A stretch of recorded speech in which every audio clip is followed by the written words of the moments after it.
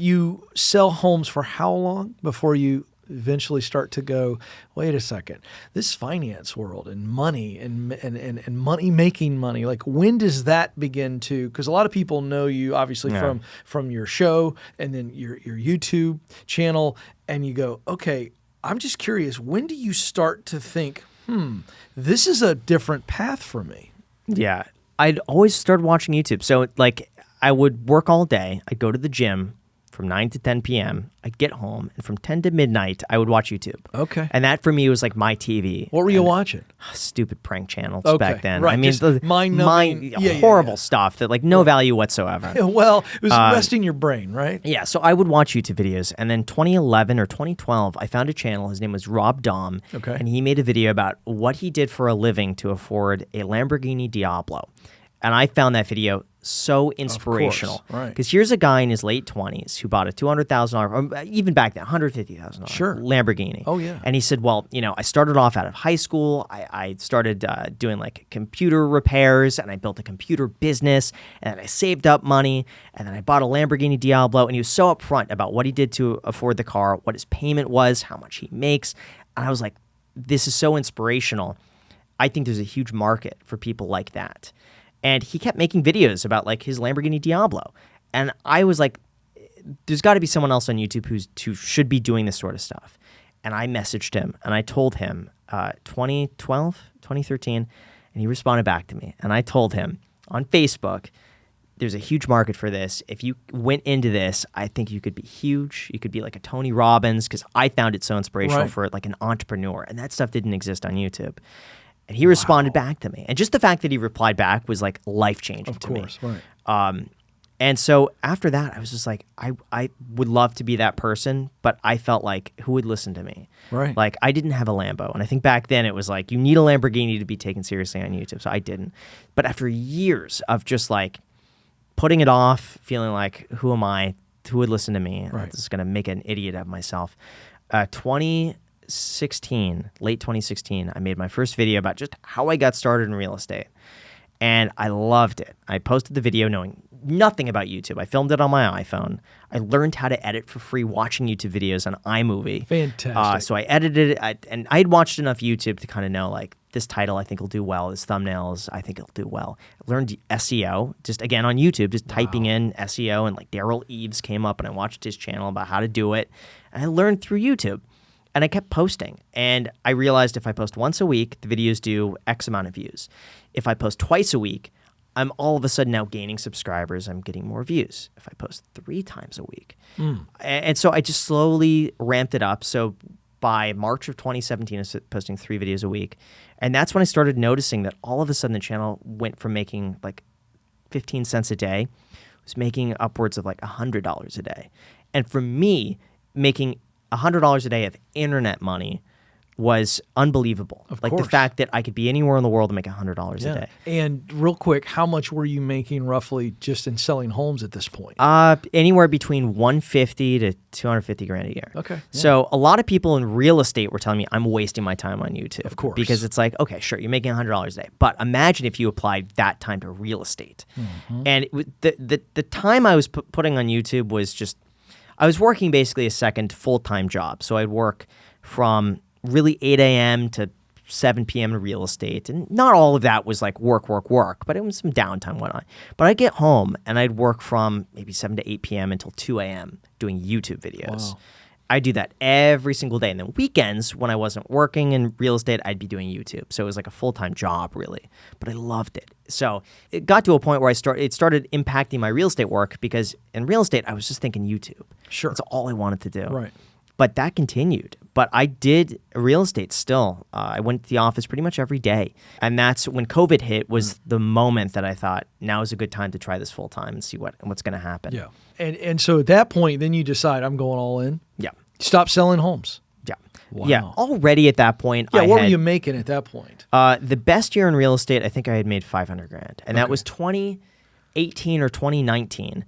But at that time, I was scaling back on real estate, because as the YouTube income was going up, I think 2019 I made $1 million on YouTube. Okay. as YouTube income went up, I just got pickier with clients. Sure. There's one client I remember. This is my tipping point. I think it was 2019. The client was looking for like a $5 million property or something like that. He showed up late, an hour and a half late, and was on his phone for 20 minutes.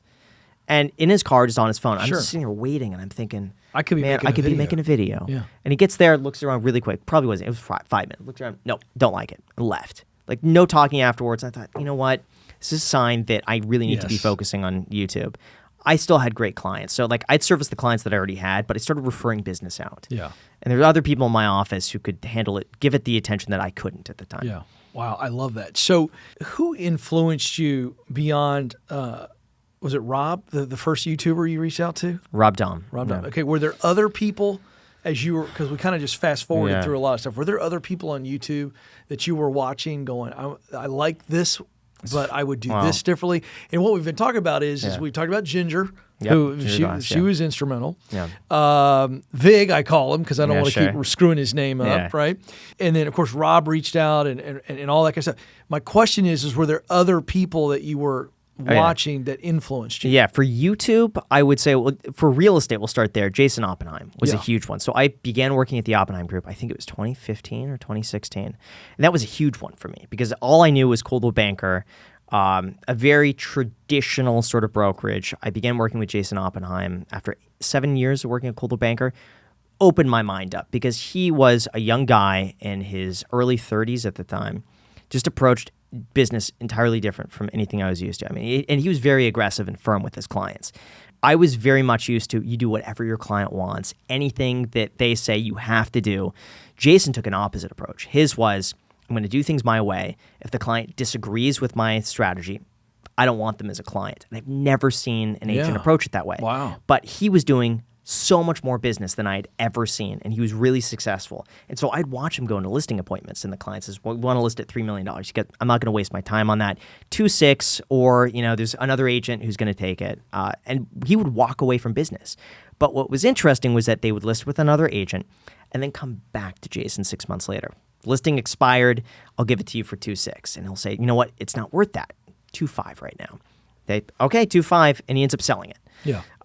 So seeing a different approach to that really gave me the confidence that like you could be firm in your values and your beliefs, and if you have the confidence in it and you know what you're doing, it's going to benefit everyone involved. Yeah. So seeing him on that was really eye-opening. As far as YouTube, very few people were doing it on YouTube. I would say back then, from what I remember, Grant Cardone, Ty Lopez, Dave Ramsey, Gary Vee, I think they were really the ones who were posting any sort of finance videos on YouTube at all. And there were a few other ones probably. Minority Mindset, I think, was one of them. There was a few under 10 who were doing finance. So when I got in, it was very much this uncharted territory. No one was doing it, and the people that were doing it either had something to sell or they were very traditional in the sense that like boring titles, thumbnails.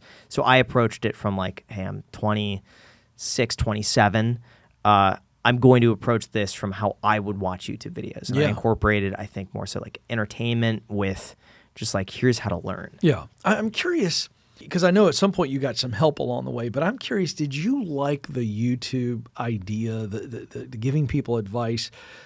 How much of it was the creative side, where you're creating, as you just said, I'm going to create a video that I would want to watch. So I find that to be very creative there. And how much of it was instructive?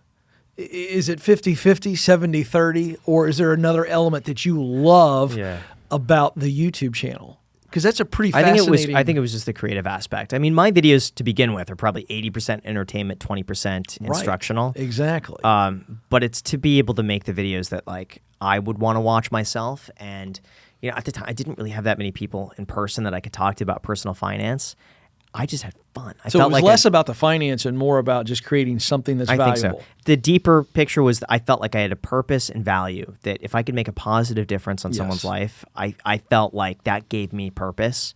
And to be able to see someone saying like, okay, I got my first property, or I got a duplex and now I'm living for free, and I got, XYZ and I could save up money. I think that like that impact is so incredible, because I know how that felt to me when I like got a response from Rob Dom. Like that was huge to me. Right. And I was like, if I could give that back to somebody and like respond to their comment, just imagine the effect that might have if you do that like 1,000 times. Yeah.